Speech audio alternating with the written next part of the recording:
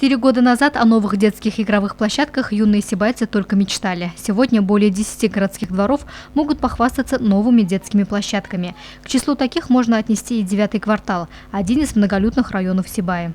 Я иногда-то сюда выхожу, играю с друзьями. Часто где-то в 11 часов сюда прихожу, захожу с друзьями и здесь играю. И до скольки? До 11. А чем тебе нравится эта площадка? Здесь есть 2 горки, нормально можно покататься с друзьями, в акулу поиграть. Еще пионербол можно вот здесь поиграть.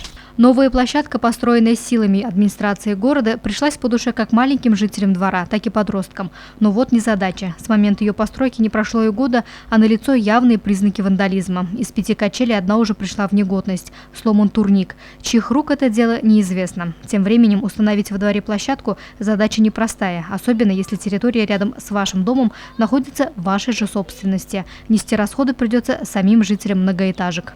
Такие игровые элементы, счет текущего ремонта не устанавливаются. Их надо будет установить за счет увеличения тарифа. Жители должны собрать собрание, собрать подписи и за счет этого установить новые игровые элементы. Дворов, нуждающихся в новых игровых площадках, в городе достаточно. Многих интересует вопрос, что необходимо сделать, чтобы обновить игровые элементы, покрасить их, куда обратиться, если на детской площадке есть конструкции, представляющие угрозу здоровью детей. Если на вашей детской площадке вы видите, что есть какие-то элементы, которые могут угрожать здоровью детей, необходимо срочно обратиться, лучше даже не в ЖЭО, а в производственно-технический отдел вашей управляющей компании. Если вы хотите, чтобы ваша площадка была покрашена, необходимо также обратиться в производственно-технический отдел, но нужно учитывать, что все эти работы проводятся за счет собственников. То есть, если у вас на доме есть деньги, вам эту площадку, конечно, придут и покрасят.